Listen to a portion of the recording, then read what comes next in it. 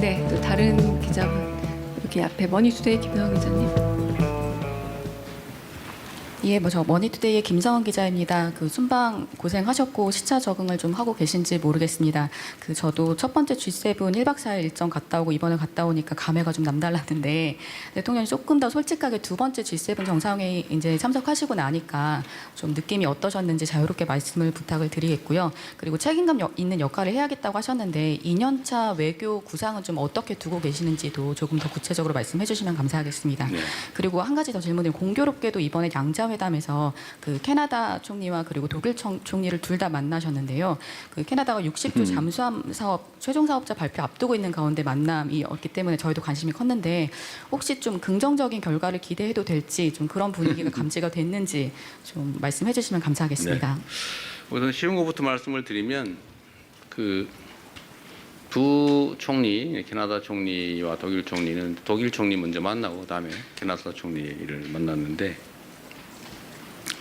그 결과에 대해서 전혀 감을 잡을 수 없었고요. 우리의 종합적인 판단으로는 상당히 기대를 갖고 있긴 한데 그러나 낙관하기는 그렇게 호락호락하지는 않다. 좀 그렇게 말씀드려야 될 것 같아요. 감을 잡기가 매우 어려운 그런 상황이었습니다. 내가 지금 막 졸리는데 그 시차 때문에 그런 건가요? 여러분도 고생하셨습니다. 제가 순방을 다니면 우리 동행하는 언론인 분들한테 참 미안하다는 생각이 듭니다. 너무 힘들죠, 사실은. 열 몇 시간씩 좁은 의자 좌석에 앉아서 쪽잠을 자야 되는데 너무 힘드실 것 같아요. 그리고 이번에 또 비용을 엄청나게 많이 냈다고. 돈 없으면 해외 취재도 못 다닐 것 같아요. 그래서 그거는 제가 좀 법률적 검토를 좀 지시를 해놨어요.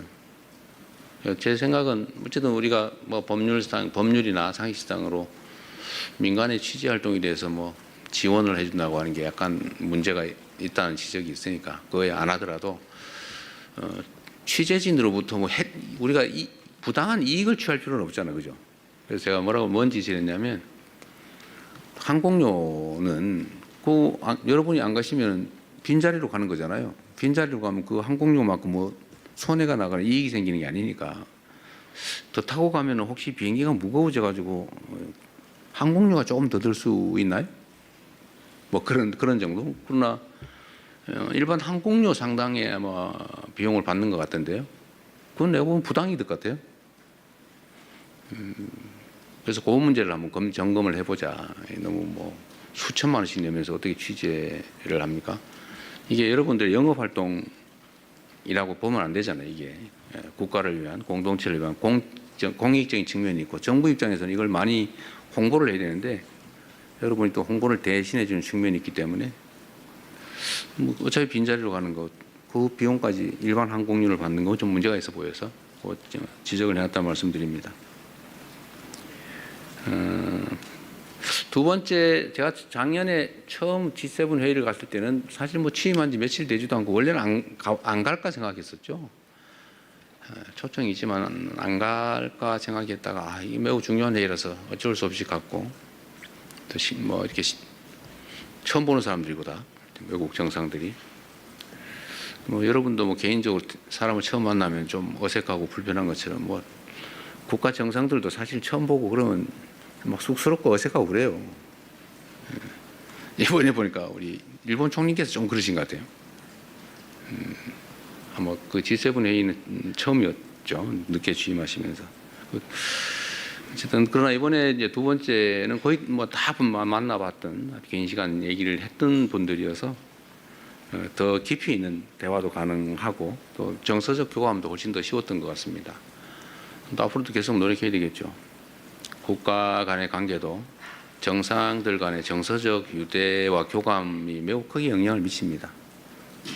이번에 제가 사실 매우 고마웠던 것은 이태리 측의 그런 배려라고 할까 그런 거였죠. 우리 교민들이 여러 가지 저한테 민원을 냈는데 그 중에 하나가 이제 우리 국민들이 연간 100만 명 정도가 이탈리아 관광을 갑니다.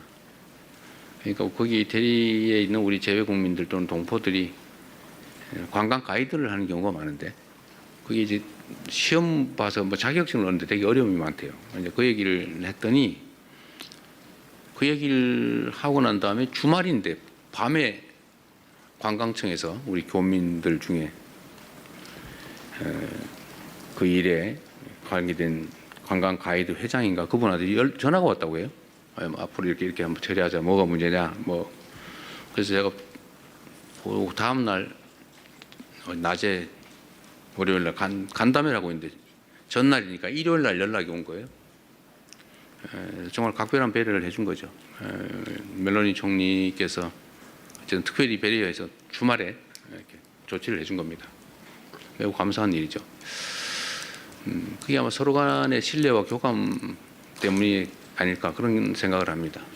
그리고 초감가 상각제도라고 하는 것도 우리 대한민국 기업들은 배제돼 가지고 혜택을 못 보게 돼 있어서 엄청난 부담이었는데 저번 1월 달에 총리께서 방한했을 때 제가 그 문제 지적을 했는데 그 사이에 몇 달 사이에 법률 개정까지 다 끝내가지고 대한민국 기업들의 그 수출품에 대해서는 똑같은 유럽 기업과 똑같은 혜택을 주기로 바꿔놨더라고요. 그래서 제가 하원 의장하고 면담이 있어서 고맙다고 그랬더니 원래 이태리는 원래 이렇게 일하지 않는다고. 이건 정말로 특별한 예배라 그런 말씀하시더군요.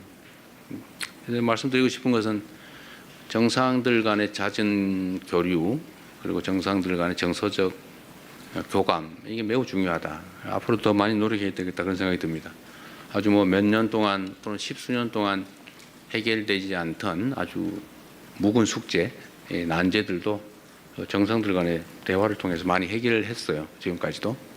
그래서 좀 더 가급적이면 임기 전반에 초반에 외국 정상들 간의 정상회담 교류는 좀 최대한 많이 하려고 합니다. 힘들긴 한데 사실 임기 후반에 가면 사실 그게 뭐 그렇게 효과를 보기 어렵죠.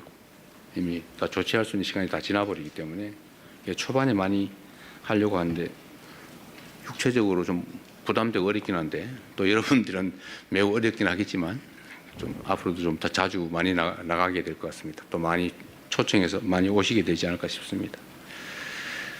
네.